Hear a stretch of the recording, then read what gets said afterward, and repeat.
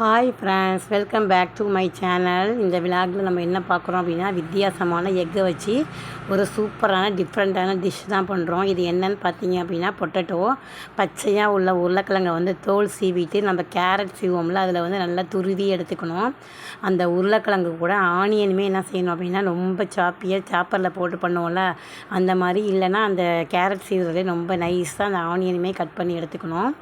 அதுக்கப்புறம் பார்த்திங்க அப்படின்னா கொத்தமல்லி தழை அதுவுமே நைஸாக இது கூட வந்து கட் பண்ணி ஆட் பண்ணிக்கணும். இது வந்து வித்தியாசமான ஒரு எக்கு ஆம்லேட்டு. இந்த மாதிரி செஞ்சு பார்த்துட்டு இது எப்படி இருக்குது அப்படிங்கிறத நீங்கள் கமெண்ட்டில் சொல்லுங்கள். உண்மையிலே வந்து அடிப்பொலியாக இருந்தது, செம்ம டேஸ்ட்டாகவும் இருந்தது.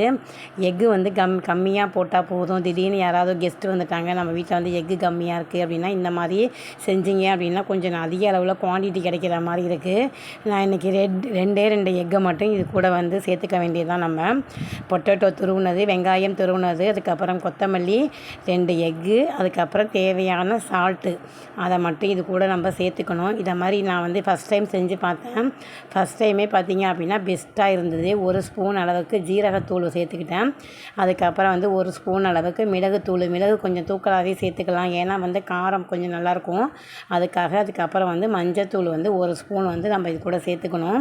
இது எல்லாத்தையும் வந்து நம்ம என்ன செய்யணும் அப்படின்னா நல்லா வந்து மிக்ஸ் பண்ணிக்கணும். ஏன்னா உருளைக்கிழங்கு, வெங்காயம் எல்லாம் போட்டிருக்கேன் இல்லையா. இந்த ஸ்டேஜில் வந்து இது கூட வந்து 2 டேபிள் ஸ்பூன் அளவுக்கு வந்து கார்ன்ஃப்ளவர் மாவு சேர்த்துக்கணும்.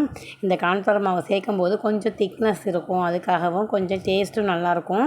அந்த ஆம்லேட் வந்து கிரிப்ஸியாகவும் இருக்கும், அதுக்காக தான் இது. இந்த மாதிரி செஞ்சு பாருங்கள். ஆனால் செஞ்சு பார்த்தீங்க அப்படின்னா இந்த டேஸ்ட்டை விடவே மாட்டீங்க, திரும்ப திரும்ப செய்யணும் அப்படிங்கிற ஆர்வம் வந்து உங்களுக்கு தோணும். நான் ஃபஸ்ட் டைம் தான் செஞ்சதுமே நல்லா இருந்தது, டேஸ்ட்டுமே நல்லா இருந்தது. இதை நானாகவே ட்ரை பண்ண டிஷ்ஷு தான். செஞ்சு பாருங்கள், பசங்களும் விரும்பி சாப்பிடுவாங்க. நல்லா மிக்ஸ் பண்ணி ஒரு 5 to 10 மினிட்ஸ் அப்படியே வச்சுட்டு தோசை தவாவில் வந்து பார்த்திங்க அப்படின்னா கொஞ்சம் தாராளமாக 1 or 2 ஸ்பூன் வந்து எண்ணெய் விட்டு அது மேலே வந்து நம்ம ஆம்லேட் மாதிரி எடுத்து நம்ம ஒவ்வொன்றா செய்ய வேண்டியதான். கம்மியான அளவுலேயே செய்யலாம். நான் போட்டிருக்கதே வந்து பார்த்திங்க அப்படின்னா ஒரு 4-5 ஆம்லேட் வந்துச்சு. அப்போ வந்து நம்ம முட்டை கம்மியாக இருந்தாலும் ஃபேமிலியில் எல்லோரும் சாப்பிட்றதுக்கு இதை மாதிரி செய்யலாம்.